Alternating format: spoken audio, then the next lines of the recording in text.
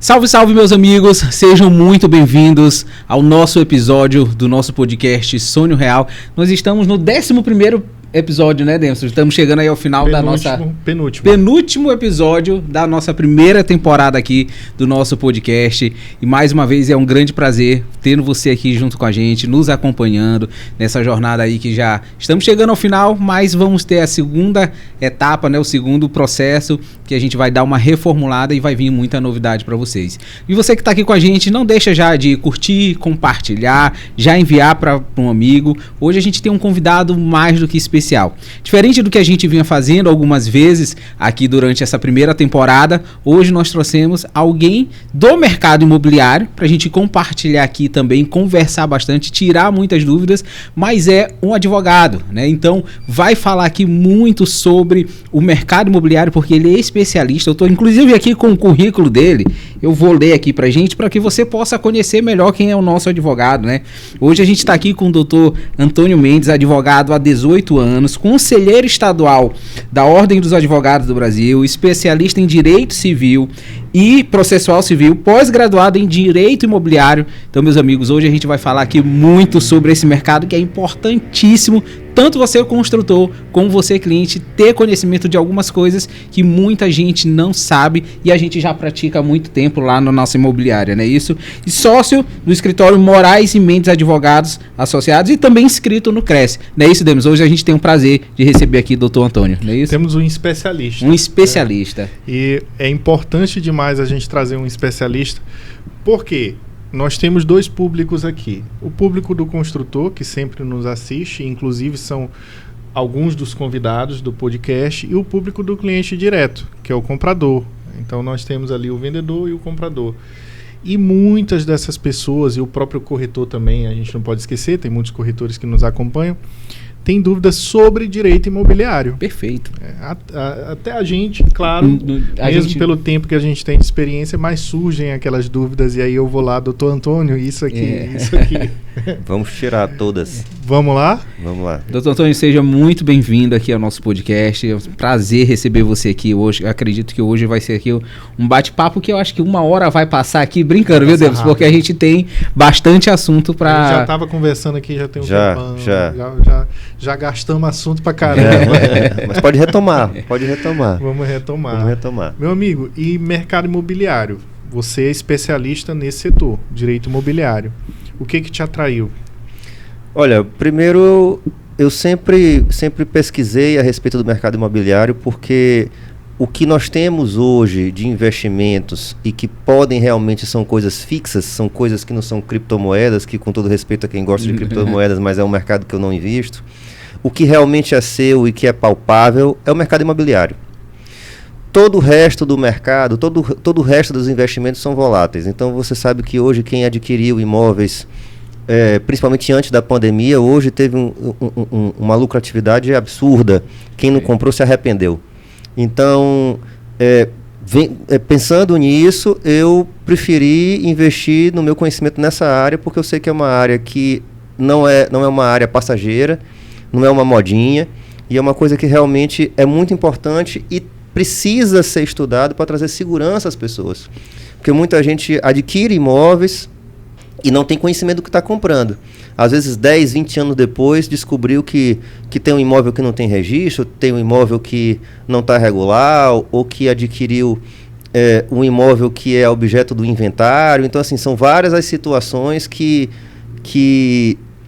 são necessários esclarecimentos para os compradores e que, quando chega nessa situação, às vezes os corretores, não por má fé, mas até mesmo por desconhecimento, acabam fazendo essa venda e o comprador, anos depois, se depara com essa situação que está com um único bem, que muitas vezes o imóvel que reside é o único bem, numa situação difícil, né, complicada e irregular. O famoso tá tudo ok. Quando a gente pergunta sobre a documentação. Tá ótimo. Não, tá tudo okay, certo. Tá tudo certo. Aí quando a tá gente vai olhar, bem. é um recibo de compra e venda. Isso aí minha avó comprou do primo dela e tá tudo certo. Tá não tudo tem certo. problema. Não tem erro nenhum aqui na documentação.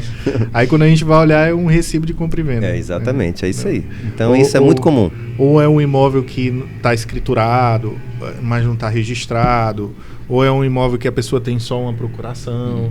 É uma série de situações. E aí, Denison, aproveitando isso que tu falou, né? Até aqui aproveitando para falar para os nossos, quem está nos assistindo, escritura é totalmente diferente de registro, né? Absolutamente diferente. Então, escritura não se confunde com o registro. Perfeito. A escritura, na verdade, é o... Digamos, para todo mundo poder entender, sendo prático, a escritura é o contrato de compra e venda. Perfeito. Né? A escritura é o contrato de compra e venda que você faz no tabeliamento de notas. O registro do imóvel é o que realmente garante que você é dono do imóvel. Eu acho que talvez você já tenha ido no cartório e tem uma placa assim na parede. Só é dono quem registra. Só é dono quem registra. Porque o Código Civil diz que só é dono quem registra. Então, Paulo, se você, mesmo que você tenha feito uma promessa de compra e venda, um compromisso de compra e venda, que também são coisas diferentes, Sim. e feito a escritura, posteriormente lavrada a escritura no cartório de notas, se você não registrou, você não é dono. Você corre o risco do antigo proprietário de má fé vender aquele imóvel de novo. Sim, ele pode ir lá cancelar a escritura. Pode. Ele pode vender o imóvel de novo. Sim. Então, assim, não está registrado. Não está registrado, você não é dono. E aí você não vai ter sequer um direito contra o proprietário. Quer dizer, você vai ter um direito contra o proprietário, mas você vai ter um direito pessoal, não um direito real. Você não vai ter mais direito sobre o imóvel. O imóvel não vai ser seu. Que você pode ter direito a uma indenização, que é um direito real, mas o direito, que é um direito pessoal, mas o direito real do imóvel que você acreditava que era seu, acaba não sendo mais. Não é mais. Então, muito importante, comprou o imóvel, uma coisa que também eu sempre falo para os colegas corretores e construtores, fez a venda do imóvel, indique para o seu cliente de imediato averbar. Aqui no Maranhão não se tem esse costume. Eu já fiz cursos e sempre trato com colegas em outros estados, e é muito comum, principalmente no sudeste do país, você fazer a venda do imóvel, e quando você faz, a primeira coisa que você faz é fazer a averbação, para garantir que sobre aquele imóvel não corra nenhum risco de uma nova venda, ou de que alguém, porventura, se interesse por aquele imóvel e acha que aquele imóvel ainda está disponível no mercado. Então você o que faz? A verba para uma segurança. Sim. E você vai pagar o custo de uma verbação, não é um custo alto, e te dá uma segurança para quem não tem condição de imediato de pagar taxas, emolumentos e TBI. Sim. Então Sim. é muito importante isso aí. Perfeito. Perfeito. E essa questão da segurança que o cliente tem que ter, tem que buscar, muitas vezes ela deixa de ser apresentada pelo próprio corretor. Sim. Né? E isso lá na Casa Real a gente tem um total cuidado, a gente busca de fato verificar se esse documento está ok antes mesmo de colocar a venda, muito por instrução da nossa parte jurídica, do nosso advogado. Né? Agora, falando sobre essa questão que o Paulo citou, da diferença, né? A gente sempre explica para o cliente quando a gente vai fechar um negócio. Promessa de compra e venda, documento particular. Vamos ter que tornar público. Então nós vamos para o cartório. De lá a gente vai registrar. É por aí? É por aí. Na verdade, a gente faz a promessa de compra e venda, né? Por que promessa? Porque a promessa é o que não tem cláusula de revogabilidade, né? De arrependimento, né? Para ser mais claro. Então eu posso fazer, por exemplo, o compromisso, que o compromisso é revogável, e a promessa. Depois eu falo dessa pauta, né? Mas o que acontece? Eu posso, inclusive, Nascimento, não fazer a promessa de compra e venda. Ou compromisso de compra e venda. Eu posso ir direto no cartório. Sim. A promessa de compra e venda é só para palavrar. É só para dizer, olha, eu vou ficar com o imóvel. Mas você pode pegar o seu cliente e dizer, vamos direto você tem interesse? Tem. Vai pagar à vista? Vou pagar à vista. Então vamos no cartório. Sim. E aí você não tem que fazer a promessa de compra e venda. Você pode lavrar a escritura direto e de lá o teu cliente vai no registro de imóveis e faz a transferência do imóvel. Não precisa... A promessa, ela é substituível. Ela, na verdade, é um contrato que você facilmente pode substituir com a escritura pública. E aí, no caso do financiamento, o contrato do banco vai ser a escritura pública. Exatamente. No financiamento, ele substitui, né? Ele substitui. Aí, a alienação fiduciária é substituída, assim como nos contratos da SFH.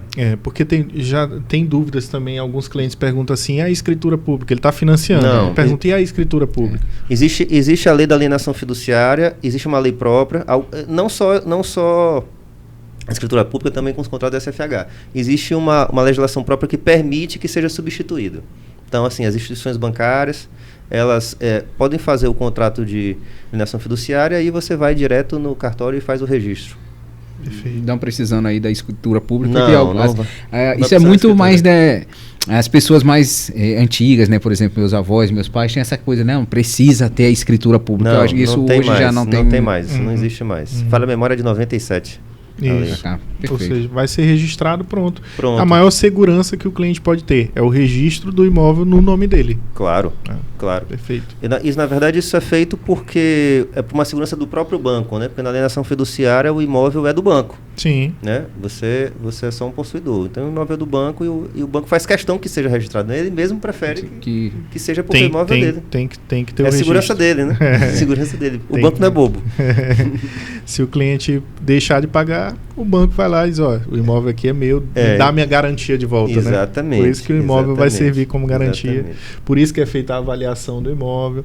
São alguns pontos que a gente sempre tenta explicar para o cliente, para ele poder entender, olha, seu imóvel vai ficar como garantia para o banco, vai ser feita uma avaliação para um engenheiro e tudo mais, porque tudo isso é dentro do procedimento da lei de alienação fiduciária. Né? Exatamente. Perfeito.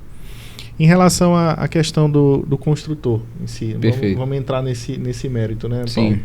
Que nós estávamos conversando um pouco antes de iniciar aqui o bate-papo no podcast sobre a ideia que o construtor, ou pelo menos a boa parte dos construtores tem sobre o que é lei em relação à compra do imóvel, o que é direito do comprador fazer, ele pode comprar com qualquer pessoa, ou existe ali uma lei que a gente sabe que existe em relação à aproximação das partes.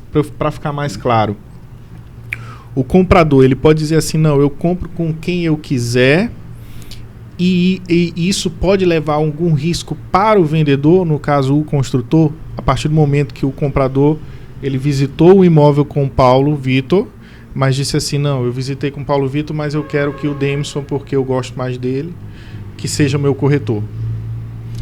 Qual tipo de risco vai levar para o construtor? Bem, todos os riscos. Né? Porque, na verdade, o que acontece é que quando você pratica a corretagem, o que é a corretagem? Né? É você aproximar as partes para a conclusão de um negócio.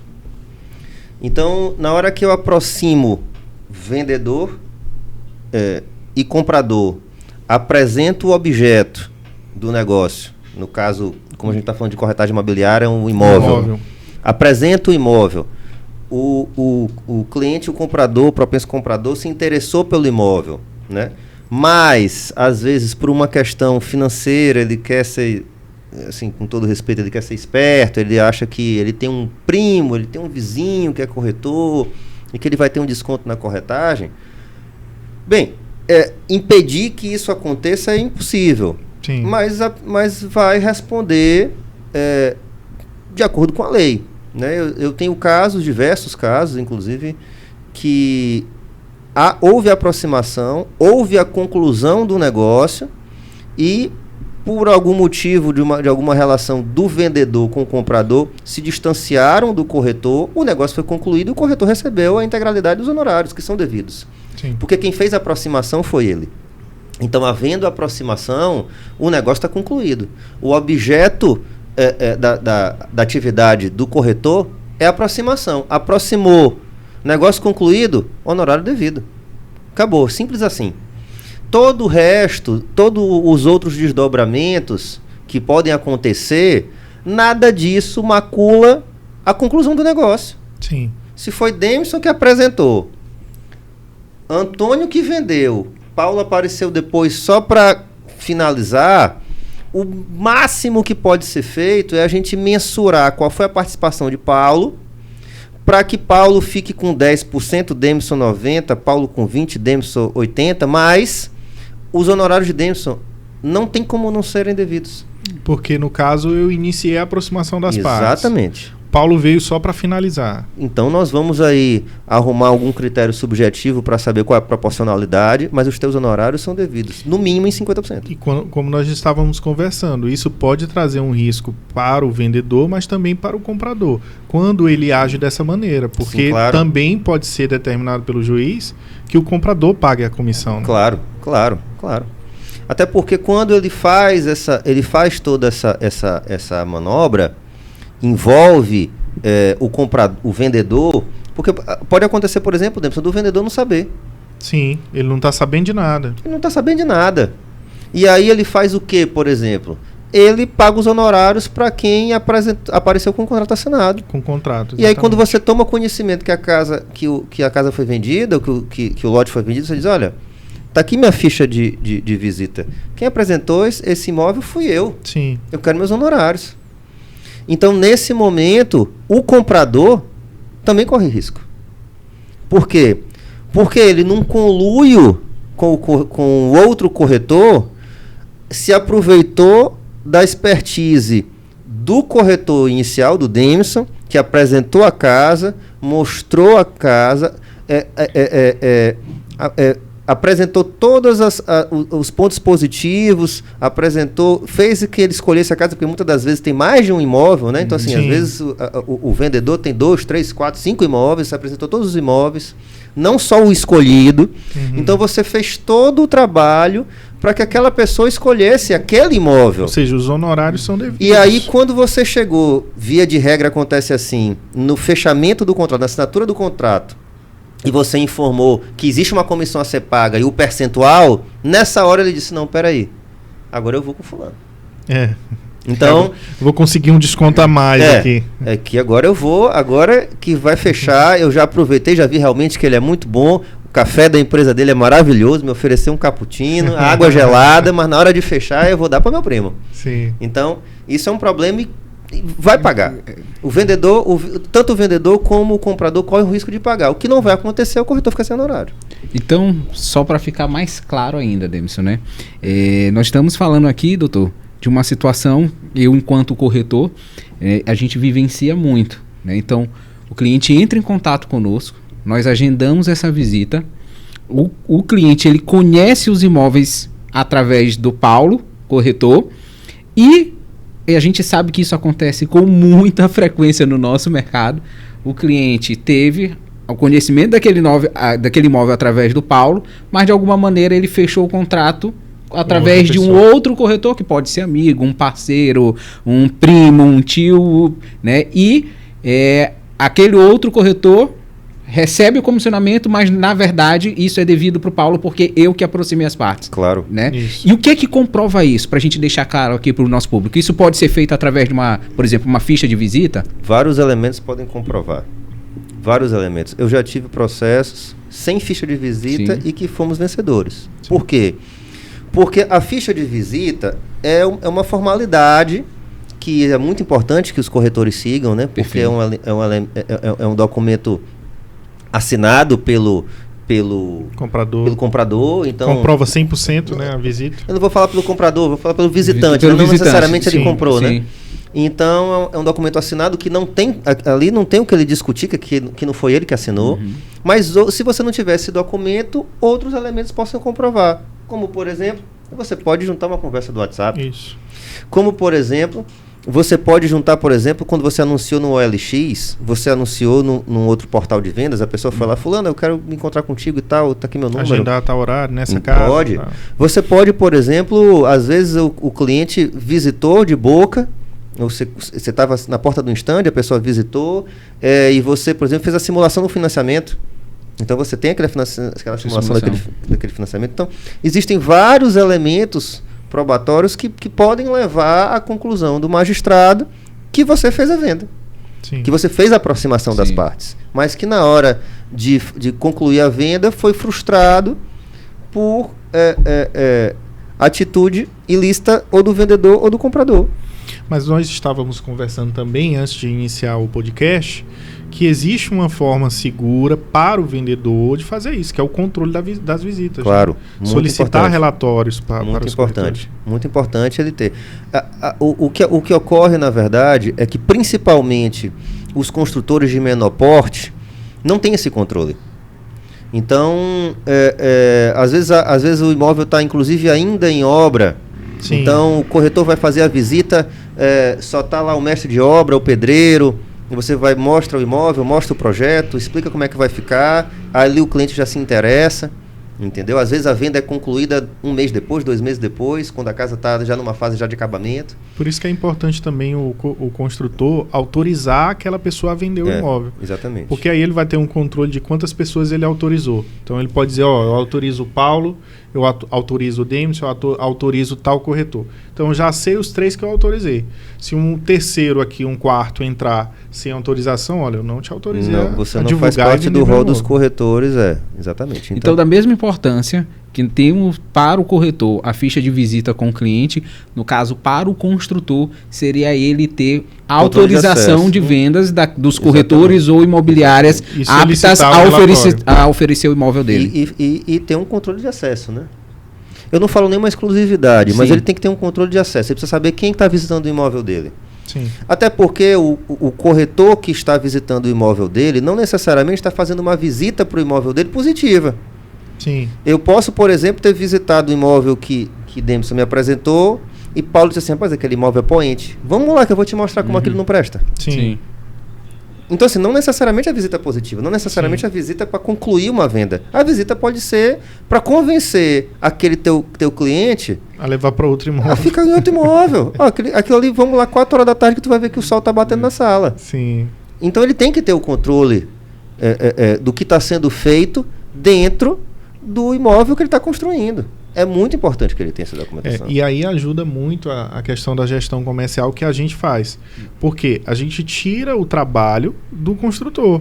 Então, ao invés dele fazer esse trabalho, dele fazer esse controle, nós fazemos por ele. Exatamente. Que é a gestão exclusiva. Exatamente. Aí, para isso, ele faz um contrato de exclusividade. Que aí todo esse controle, toda essa gestão, ele vai fazer com você. E aí, se tiver algum parceiro, alguém que, porventura, em qualquer outro tipo de negócio aí apareça, aí, caso a caso, é estudado o que é feito. E a gente libera para o mercado todo vender. Exatamente. Quando a gente faz a gestão. Só que o que a gente pede? O controle. Controle, exatamente. Todo corretor vai levar um cliente... Amigo, manda pra gente aqui quem foi que visitou, o horário que visitou, nome completo e CPF, que é pra gente ter o controle. Até mesmo para o pessoal da nossa equipe não levar esse cliente de novo nesse produto. Exatamente. No momento que ele chegar pra gente, o cliente chegar pra gente, isso é até seguro para o parceiro. No momento que o teu cliente chegar pra gente e falar assim, olha, eu quero visitar tal imóvel, e a gente verificar que esse cliente já visitou esse imóvel, não, mas você já visitou com tal corretor. Você quer fechar com esse imóvel? Se você quiser fechar com esse imóvel, a gente fecha sem problema nenhum. E o outro corretor vai receber a parte dele. Então, se ele quiser ir lá tirar alguma dúvida, alguma coisa... Isso. Exatamente. Porventura não ficou claro para ele, a mulher quer olhar, o filho quer olhar... Ele segue o atendimento com aquele corretor, mas tem que ter um controle. Isso. A falta de controle, na verdade, é o que traz... todos esses embrólios aí no decorrer das vendas. Mas eu vejo muito isso com uma relação de falta de conhecimento, né? Porque a pessoa não conhece, acha que pelo fato de ser algo comum no mercado de se fazer, porque uma das frases que a gente escuta muito, né, Paulo?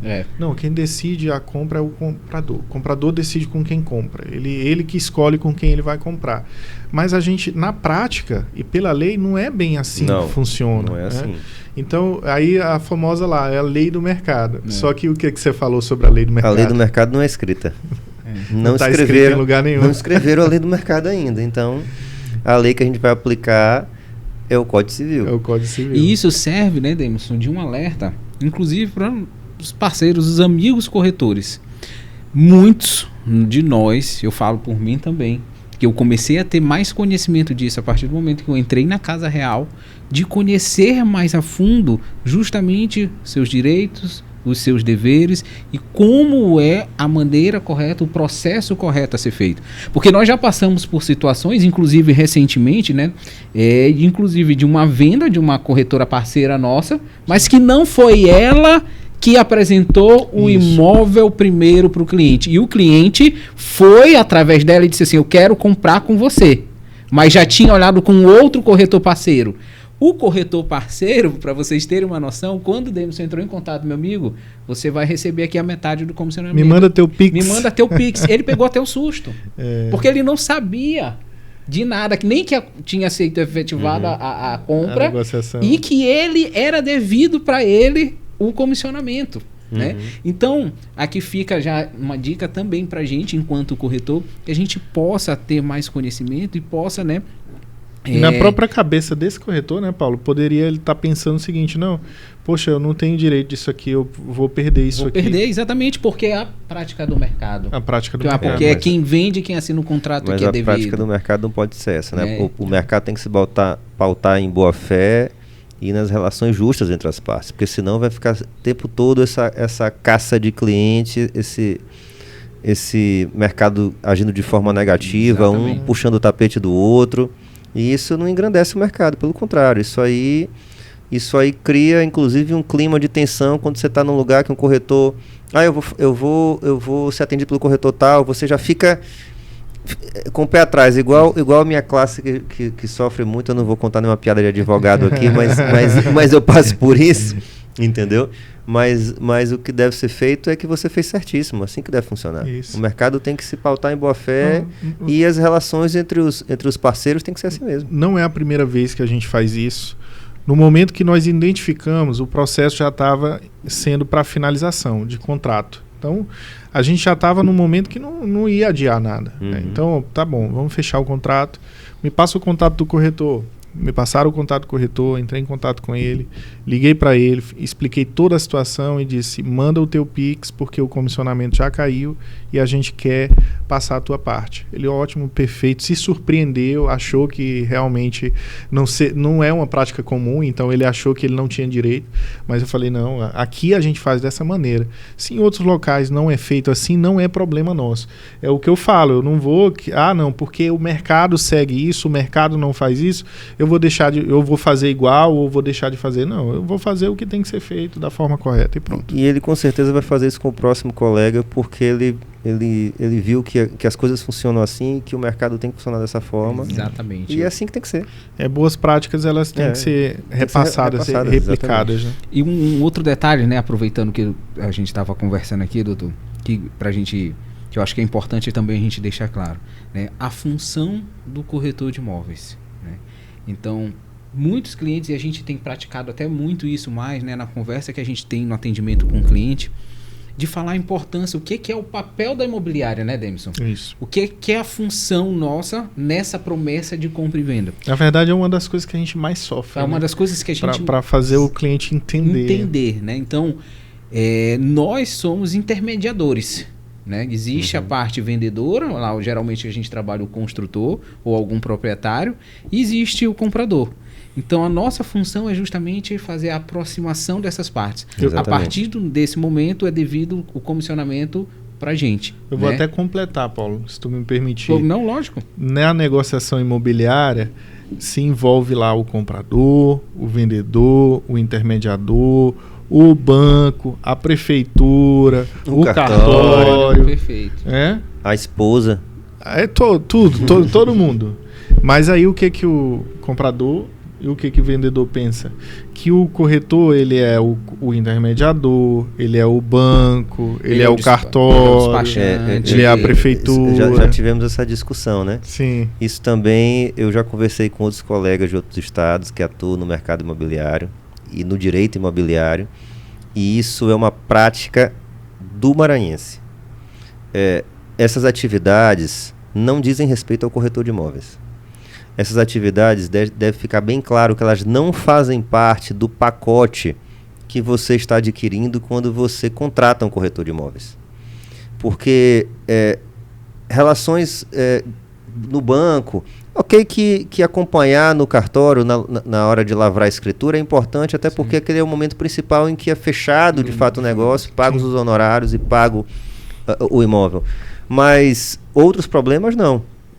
Então, isso é uma coisa que o mercado também tem que compreender, que essas atividades não fazem parte das atividades do corretor de imóveis. Eu posso agregar isso ao meu serviço? Óbvio, claro que pode. Mas é a minha obrigação? Não. Qual é a minha obrigação? Analisar os documentos e te vender um imóvel limpo. Ou, se não, se o imóvel não estiver limpo, sem nenhuma pendência, que te deixe ciente da pendência. Porque eu também posso vender um imóvel irregular. Não tem problema nenhum, desde que você saiba o que você está comprando. O que eu não posso é te vender... Não seja omitido. Não. O que eu não posso é agir de má fé e te vender uma coisa dizendo que o imóvel está perfeito, que não tem nenhuma pendência documental e não ter. Eu posso vender um imóvel com pendência documental. Quem disse que eu não posso? Eu posso, eu só tenho que te avisar, te deixar bem claro, ó. Isso é assim, assim, assim. Insira uma cláusula no contrato escrito dizendo o que existe no imóvel e faça a venda. Mas aquilo ali não necessariamente depois vai te gerar uma obrigação de que você regularize aquilo ali. Sim. Né? Porque o cliente comprou ciente. O cliente comprou ciente. E assim, eu vejo muito acontecer com vários colegas corretores exatamente isso. Que é o quê? Quando você faz a aquisição do imóvel, algumas pequenas pendências que podem existir, eles querem imputar esse ônus ao corretor, mas esse ônus não é do corretor. Sim. Esse ônus é de um despachante, esse ônus é de um contador, esse ônus é de um advogado, mas do corretor não. Então isso é uma coisa que realmente o mercado tem que aprender a não querer agregar esse serviço, porque esse serviço não é com o serviço de corretor, esse serviço é de outros profissionais. Sim. Inclusive em outros estados, né, já é praticado, por exemplo, o serviço adicional do despachante. Né? Então, por exemplo, hoje lá na Casa Real nós temos, oferecemos esse serviço para o cliente totalmente gratuito. Nós temos um despachante que resolve em cartório, a gente agiliza, o correspondente bancário que facilita o crédito para o cliente. Nós temos tudo para facilitar o melhor atendimento para o cliente. Mas não é uma função nossa, né? Isso. A gente oferece como um bônus, né? E que em outros estados, né, doutor? É uma facilidade. Já é uma coisa que é cobrado à parte, porque não é uma função do corretor de imóveis ou da imobiliária. O cliente vai assinar o contrato, tem um contrato de compra e venda aqui, e tem um contrato do despachante aqui desse lado. Exatamente. Então, tem que ser deixado bem claro para que você não pegue para si um ônus que não é seu. Sim. Porque a tua atividade é fazer venda. E se você sair do seu foco de venda para ficar em prefeitura pegando guia de TBI, aí você vai deixar de vender imóvel. Sim. Perfeitamente. Isso não é serviço seu. Né? A gente, no caso, a questão cultural, ela afeta muito isso, né? Tanto que a gente, como nós já falamos várias vezes lá no teu escritório, nós tivemos que implantar esse serviço para não ter justamente o problema do cliente falando, mas é isso que tem que ser feito, vocês que tem que fazer. Não é a gente que tem que fazer, mas a gente faz para agilizar. Nós somos facilitadores nesse sentido. A gente faz para agilizar e a gente sempre está tentando explicar para o cliente qual é o nosso papel de fato. E aí os honorários que a gente recebe pelo serviço que é feito até levar o cliente e aproximar as partes. Ou seja, toda a parte de marketing, de divulgação, quantas e quantas visitas não é feita naquele imóvel para conseguir gerar uma venda, quantas horas trabalhadas não é executada para poder gerar um negócio que seja, para poder gerar essa aproximação das partes. Mas esse lado as pessoas não olham, elas não conseguem enxergar. Não. Isso é uma questão, inclusive, que deve ser muito trabalhado pelas imobiliárias e pelo próprio Cresce, que é a valorização do profissional, do corretor de imóveis.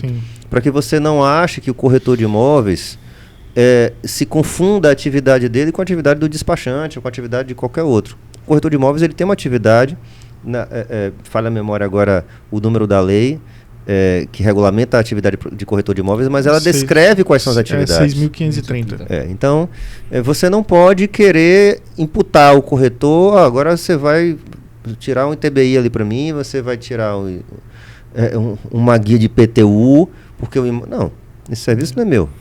Isso é uma boa fala, principalmente para o corretor autônomo, que sofre muito com isso. Muito. Lá na imobiliária nós temos uma estrutura hoje que acaba facilitando para o corretor focar na parte comercial. Mas e o corretor que está lá autônomo? Deixa de fazer uma venda para cumprir uma exigência de um cliente que não quer pegar o seu carro e ir na prefeitura.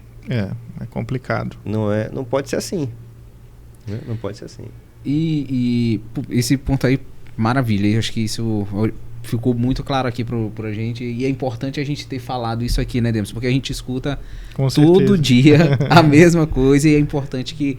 E o ideal aqui, é justamente a proposta do podcast, doutor, é justamente a gente poder esclarecer. Na verdade, a gente... quando pensou aqui no podcast, é justamente trazer os construtores, e pensando em trazer você aqui também hoje, que não é um construtor, mas atua no mercado imobiliário, é para que as pessoas possam ter mais clareza e possam ter mais conhecimento para que a gente possa formar um mercado cada vez melhor, né? Sem medo, né, de qualquer coisa, mas para que todo mundo junto, a gente acredita muito nisso, a gente consegue fazer cada vez um mercado melhor, né? E aí, doutor Antônio, aproveitando aqui mais uma pergunta aí sobre essa questão de cliente, a gente tem visto também mais comumente lá nas negociações que a gente tem feito, cada vez mais os clientes assim, não, vou dar uma olhada no contrato, querendo colocar às vezes coisas que não são, como é que eu posso dizer, devidas, não sei se é a palavra correta, né? Mas a gente tem visto muito isso, porque não beneficia a ele. Sim. Né? Dentro disso aí, né? O que a gente pode estar falando aqui tanto para o construtor ou para o cliente final? Qual o caminho para buscar um equilíbrio? Para buscar um equilíbrio. A gente sabe também que existem, né, no seu mercado também como advogado, muita gente que às vezes quer também mostrar, às vezes muita gente já viu alguns casos lá, né, que pediu assim coisas absurdas. O problema, sabe qual é o problema, doutor Antônio? Sei. Assim, ó, o cliente diz assim, eu vou passar para o meu advogado analisar. Pronto, acabou. Só que aí, esse advogado, ele entende direito imobiliário. Porque as coisas que vêm para a gente, muitas vezes são absurdas.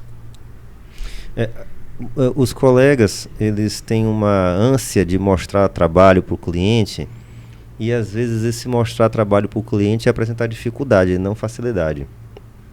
Eu sempre procuro, quando eu olho um contrato, buscar uma solução. Sim. Porque o contrato de compra e venda do imóvel, como eu disse, é um documento completamente substituível. Sim. Eu posso fazer um contrato, inclusive contigo, inclusive verbal. As negociações se pautam nas relações de confiança entre as pessoas. Essa é a base da teoria contratual. É a confiança.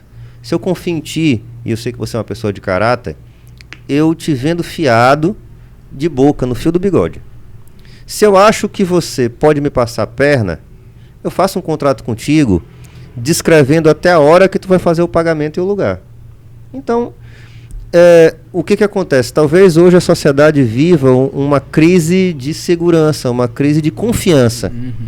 Então, talvez essa crise de confiança que a sociedade vive faça com que os advogados façam exigências inexequíveis e que dificultam a conclusão dos contratos.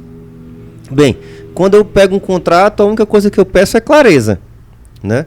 Eu vejo muita gente querer incluir multas, querer aumentar prazos, querer colocar condições, esquecendo que do outro lado também tem um vendedor.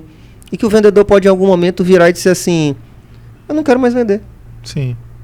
Olha, para mim aqui eu não tenho interesse. E já aconteceu algumas vezes. Porque o que acontece? O contrato, ele é bilateral. Eu tenho uma parte que quer comprar e uma parte que quer vender. Se o comprador botar excesso de dificuldade, o vendedor pode não querer mais, porque será que para ele é bom aquele negócio? Sim. O negócio pode não ser bom para ele. De fato, a grande maioria dos casos, os negócios são feitos em contratos de adesão. Mas esses contratos, facilmente, com pouca conversa, se flexibiliza, principalmente quando se trata de construtores de médio porte. Sim. Né? Você não vai conseguir flexibilizar um contrato com uma grande construtora. Contrato grande chega daquele jeito, tem que assinar daquele jeito. Você flexibiliza, você consegue compreender as diferenças tanto dos compradores como dos vendedores e adequar aquela situação a uma compra e venda. Eu nunca tive problema com os meus clientes, tanto compradores como vendedores, para fechar nenhum tipo de contrato. Porque, como eu disse, o que eu busco realmente é juntar as partes lá na mesa do meu escritório para que elas conversem, se entendam e confiem um no outro. Porque se não tem confiança, se eu tenho que botar uma cláusula tão difícil, tão complexa, de uma exigência tão dura, é porque o negócio não deve ser fechado. Aquilo não vai dar certo. Já teve situações inusitadas, né? Esse é o sinal. Esse é o sinal que o negócio não está bom. Sim. Eu quero isso. Não, é porque esse negócio não está bom para ti. Se tu está exigindo esse excesso de garantias, ou tu não confia no produto, ou tu não confia em mim, ou tu não confia... Alguma coisa está certa, então não está bom para você. Sim. Né? Então, o que eu busco? Juntar as pessoas. Os negócios são feitos de pessoas, e as pessoas precisam confiar umas nas outras. Senão o negócio não é fechado. Como eu disse, antigamente se fazia negócio no fio do bigode, né? Não tinha contrato, não existia. Então, o que eu sempre digo, vamos conversar? Vamos sentar na mesa, vamos tomar um café, vamos ver o que a gente pode fazer, vamos ver o que a gente pode adequar aqui às necessidades de ambos. O contrato não é imutável, então a gente vai adequando as necessidades tanto do comprador como do vendedor, puxa mais um prazo, diminui uma data de vencimento, divide um pouco mais. Isso aí é uma coisa completamente negociável, né? Então vamos botar uma multa em caso de penalidade, mas obviamente as multas são todas previstas em lei, né? Perfeito. Inclusive a lei de rescisão contratual agora já diz que é só 25% de multa. Então, tudo isso você tem que ter um conhecimento prévio, o advogado tem que ter um conhecimento prévio tanto da lei e conhecer o seu cliente para que você possa sentar e negociar o contrato, né? O contrato é uma negociação. Mas o que a gente percebe na maioria das vezes é que o advogado que está orientando o cliente, ele não entende sobre direito imobiliário. Porque eles pedem umas coisas absurdas. Eles pedem para colocar, às vezes, multa que está fora da lei de contratos e distratos, que não dá para ser aplicado. Eles pedem muitas vezes, eles inventam muitas vezes algumas cláusulas que não fazem sentido nenhum. Inclusive, já teve situações lá no escritório que o cliente foi para representar o comprador, chegou lá e pediu para colocar uma cláusula que ia contra o comprador. Eu falei, doutor, o vendedor não vai reclamar dessa cláusula aí, porque ele estava pedindo para ter correção nas parcelas, porque não estava com correção as parcelas que o cliente ia pagar, os juros, né? Então, eu disse, não, o vendedor não vai ter problema nenhum de aceitar isso aí, isso aí pode seguir, porque ele não vai ter problema. Então, assim, umas coisas absurdas, a gente percebe muito que realmente é aquela ânsia de querer mostrar serviço. Exatamente. Às vezes é um amigo da família, às vezes... Então, ele não quer olhar o contrato e dizer, não, pode assinar. Ele não quer, ele quer dizer assim, ele quer mostrar um serviço. Ele não quer olhar o espírito do contrato. Sim. O contrato, o contrato de compra e venda de imóvel, ele pode ter uma página. Sim. Ele tem que ter uma página, ele pode estar com erro de português. Não é esse. O espírito do contrato não é esse. O espírito do contrato é o que as partes têm interesse de fazer naquele momento. E quem são as partes? É isso que move o contrato, é isso que move as relações contratuais. O contrato pode ter uma página. Aí, às vezes, isso eu vejo muito em grandes construtoras, o cara me manda um contrato, o contrato tem 60 páginas. Nem o advogado que escreveu aquele contrato, ele conhece o contrato. Nem ele sabe aquele contrato. E muitas daquelas cláusulas são repetições de leis. Sim.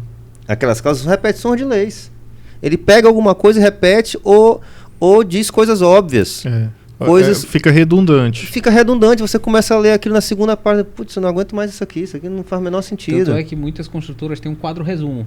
Que é de uma página. Na verdade, o quadro resumo é a obrigação da lei de contratos e distratos. O quadro resumo é uma obrigação. Toda incorporadora tem precisa do quadro resumo. Né? Que foi feito exatamente por causa disso. Sim. O escopo do legislador foi dizer, cara, ninguém aguenta ler 40 páginas de contrato. É muita coisa. Vamos botar um quadro resumo? Por isso se criou esse quadro resumo, mas é obrigatório por lei. Nossa. Que bom saber disso. Uma informação que eu desconhecia, que era na lei de... contratos e distratos. Né? Todo incorporador, o contrato de incorporação, o contrato de compra e venda do incorporador é dessa forma. Maravilha. E Demerson, para enfatizar ainda mais essa questão do contrato, né? Para os nossos clientes e construtores também, o doutor Antônio é a pessoa, o nosso jurídico, né? Hoje, é o representante da imobiliária.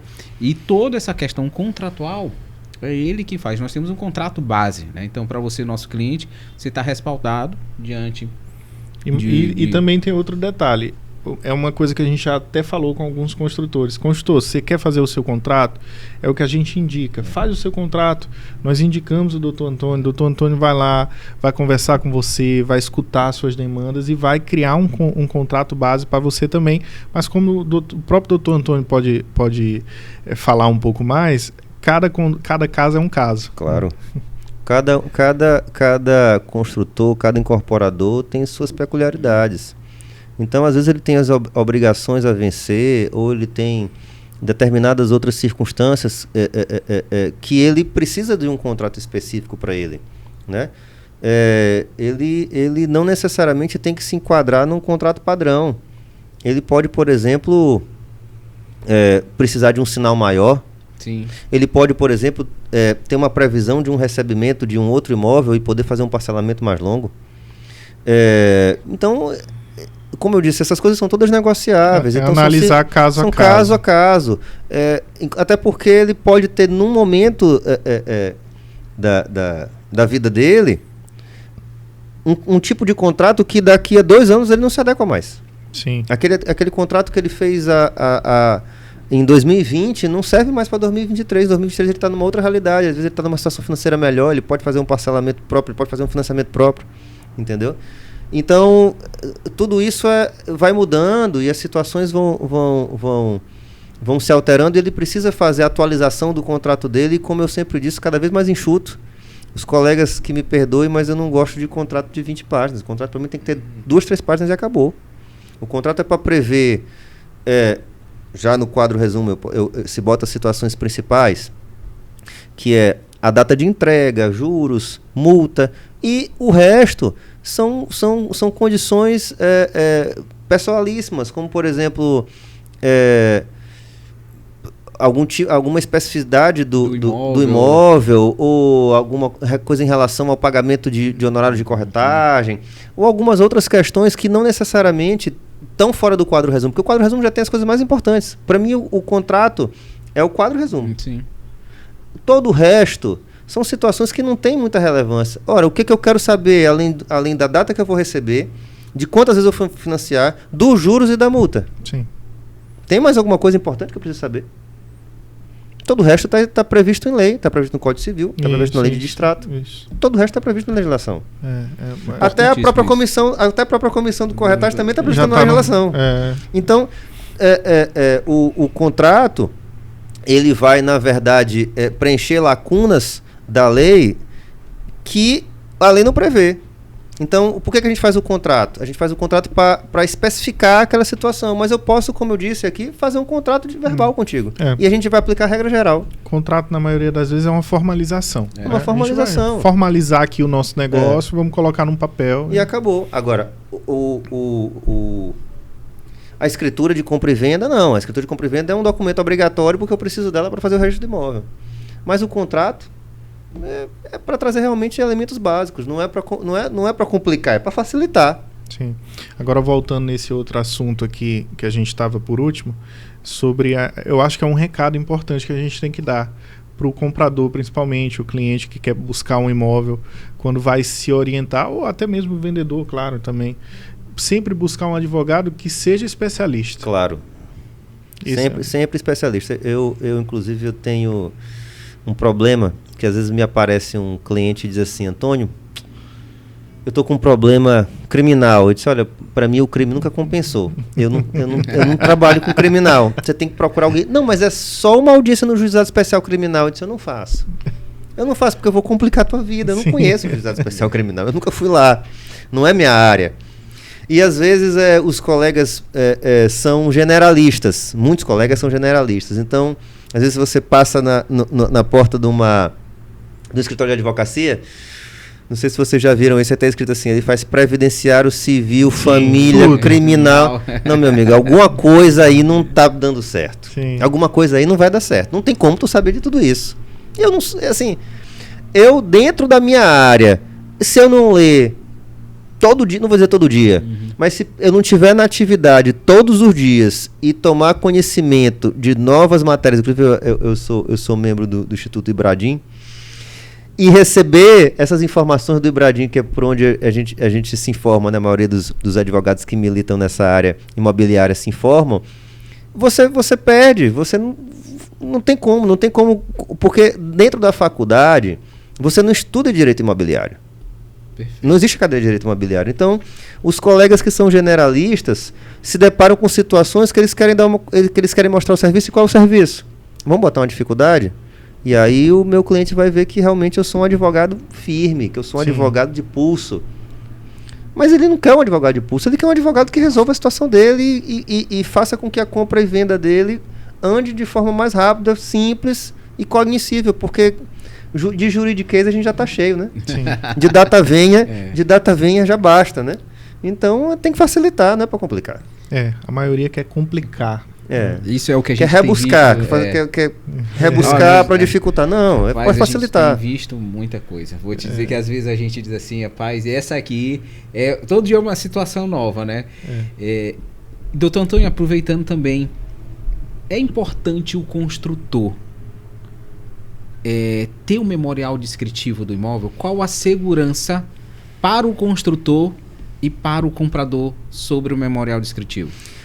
O memorial descritivo é muito importante, porque sem um memorial descritivo, quando você vai fazer a aquisição do imóvel, você corre o risco de adquirir um bem e, posteriormente, o bem que o comprador receber não ser exatamente o que ele imaginou que o vendedor vendeu. Então, o memorial descritivo, ele faz parte do rol dos documentos. Sim. Né?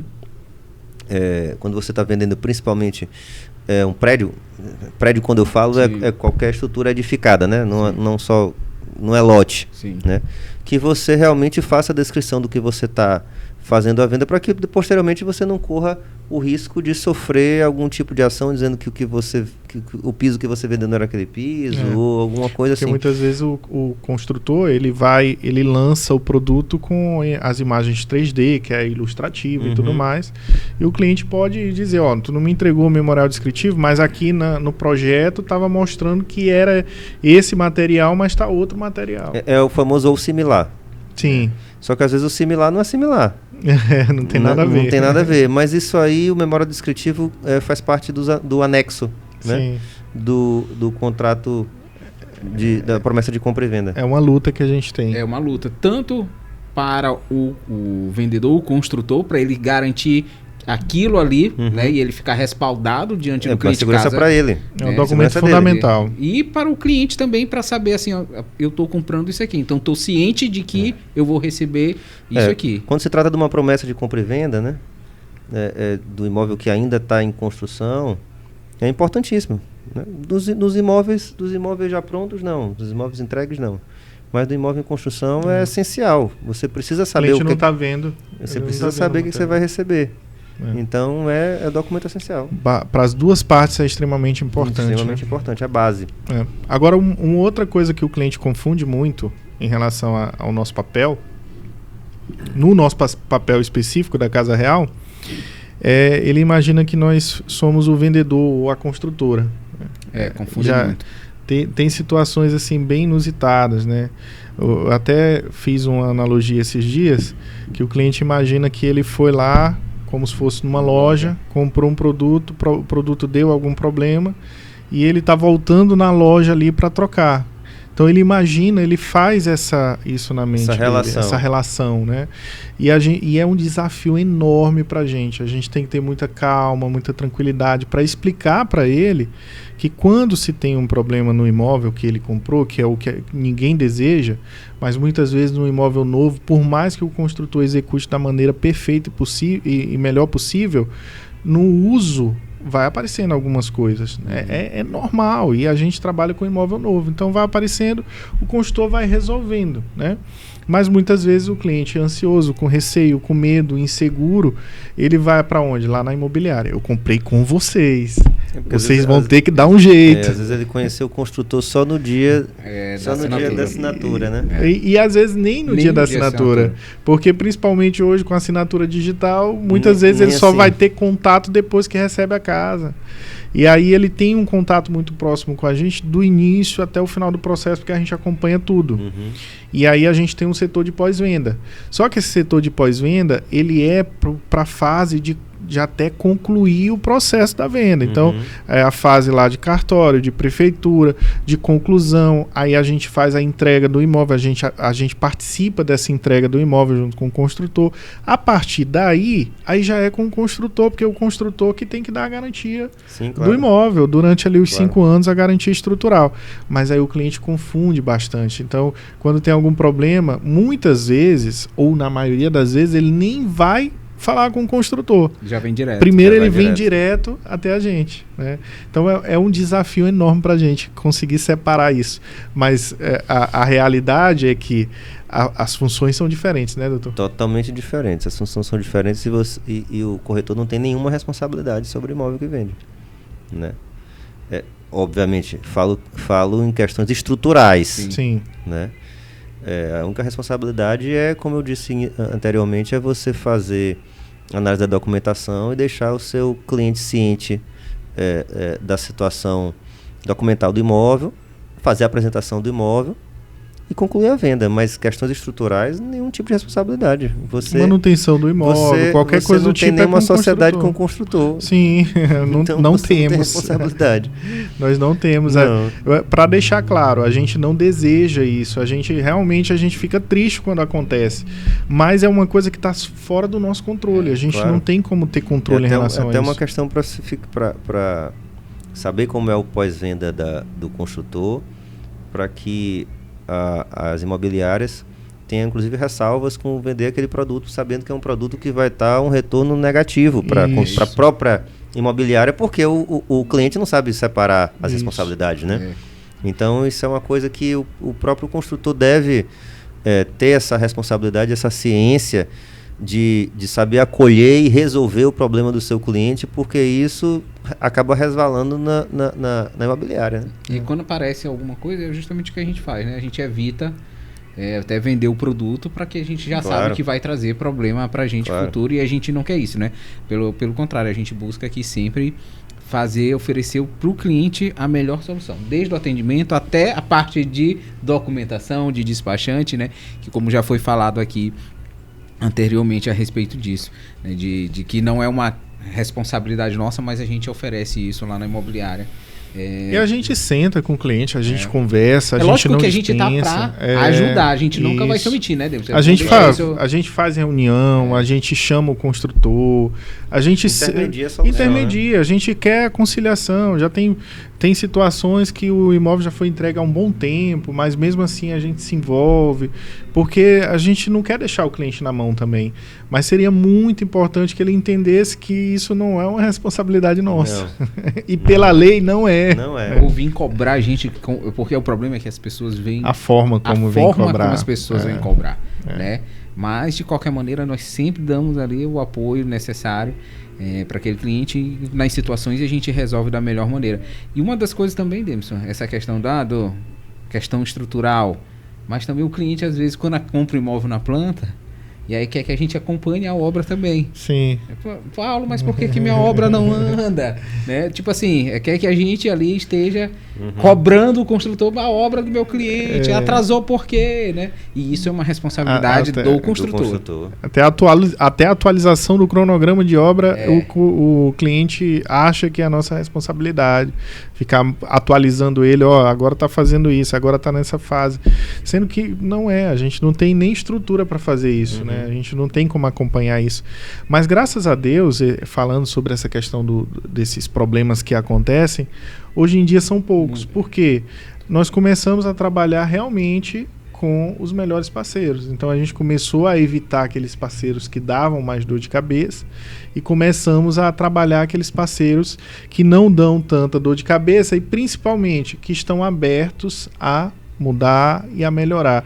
Então esses construtores hoje, que são nossos melhores parceiros, hoje eles começaram a definir processos também, começaram a definir a questão de pós-venda, de como tratar ali a questão da garantia, todo o procedimento de entrega, para fazer uma entrega segura para o cliente. Então hoje, graças a Deus, a gente tem ótimos parceiros que começaram a fazer procedimentos para diminuir esses problemas que vinham acontecendo com mais frequência com outros parceiros que a gente hoje em dia não tem mais trabalhado, né, Paulo? Exatamente. Tanto os exclusivos e também tem alguns que não são exclusivos, que já também escutam muito o que a gente fala, né, Denison? Isso. E tem colocado cada vez mais em prática, porque aí depois da venda é a entrega. Isso. É que o cliente acha que a gente é que tem que ir lá entregar a chave do imóvel, né? E o procedimento técnico da entrega, nós nem podemos fazer, né, doutor? Não. É um imóvel novo, então quem tem que fazer esse procedimento é a construtora, claro, né? Claro. Vistoria. Imagina se você vai agora se fazer de engenheiro para fazer a entrega Exatamente. do imóvel. Não tem. Isso é ideal que tenha inclusive um termo assinado lá de vistoria, né, por engenheiro, acompanhado do engenheiro ou um representante da construtora. É o que é seguro para todas as partes envolvidas. É seguro para o vendedor, é seguro para o comprador. E é um termo também que a gente sempre explica para o cliente, né? Olha, o vendedor, se você olhar no seu contrato, é a construtora tal, né? Ou se você olhar lá no seu contrato, não é a Casa Real que é a vendedora, é o construtor. Eu sou o intermediador. Nós somos o intermediador. Mas é uma relação assim que a gente sempre tenta explicar da melhor maneira possível, da forma mais tranquila possível, até para ele também se sentir seguro e ver que a gente está apoiando ali e está próximo dele. Mas essa proximidade que vocês fazem, esse acolhimento que a imobiliária dá, é exatamente o que faz o cliente, na hora de se sentir acuado, procurar vocês, né? Sim, é isso mesmo. Esse aí fazendo até uma brincadeira, é o preço da simpatia. Isso é verdade, a gente paga por isso. Mas a gente gosta de pagar esse preço aí, né, Deus? A gente gosta de pagar esse preço, né, ainda. E o bacana é que os clientes, cada vez mais a gente tem informado e eles têm compreendido o papel. Às vezes é mais difícil, a gente ainda está nesse processo de implantação, né, Demis? De buscar essa melhoria, mas a gente já na conversa, a gente já consegue passar isso para o cliente, para que ele saiba exatamente. Quem sofre muito é a nossa menina dos pós-venda. Do pós-venda. A responsável do pós-venda, ela sofre muito com esse processo e a gente tem trabalhado, que é o que a gente começou a ver, a gente enquanto corretor lá no atendimento, a gente já deixar muito bem claro todos esses processos, né? Sim. Que não é responsabilidade. Por exemplo, outro dia a gente escutou lá, tipo assim, um cliente querendo jogar a culpa pra gente da não aprovação dele do crédito. Ele falou com o gerente dele antes? Exatamente. E aí, pra gente já ir caminhando pro final do nosso podcast, doutor Antônio, o cliente, ele tem a responsabilidade do crédito é do cliente. É ele que é o total responsável pelo crédito, né? Sim. Porque a gente já faz, que muitas pessoas não fazem aí no mercado, né? Mesmo que seja um imóvel na planta, que vai entregar daqui a 6 meses, daqui a 1 ano, a gente faz a aprovação de crédito dele hoje. Por uma mera segurança nossa e para o construtor, né? Para saber se ele tem crédito no mercado. Para saber se tem crédito no mercado, para ele não vir a ser, de repente, depois alguma multa e não conseguir aquele crédito. Mas a gente sabe que tudo pode mudar em 6 meses, 1 ano, né? Mas a gente já faz esse procedimento, né? E aí o cliente teve o crédito pré-aprovado, a gente faz esse processo lá com os nossos correspondentes e agora, 6 meses depois, ele não aprovou. E aí ele quer responsabilizar ao correspondente, a gente, por não conseguir o crédito, né? Então, o que a gente poderia dizer para os nossos clientes aqui com relação a isso? O que é importante nessa relação, no momento de fazer a compra, ele ter ciência sobre essa questão do crédito? Essa é a pergunta mais difícil que tu me fizeste. É a pergunta mais complexa. Olha, na verdade, isso é uma questão mais de não sei se que expressão usar, de educação financeira. Na verdade, o cliente ele tem que ter ciência que o crédito, na verdade, é uma situação dele. Você não está aí para prejudicar, não somos nós que não Pelo queremos contrário, emprestar, né? O teu interesse é que ele tenha o maior crédito possível. Você quer que o score dele esteja no verde. Você quer que ele não tenha restrição, você quer que o nome dele esteja limpo no Bacen.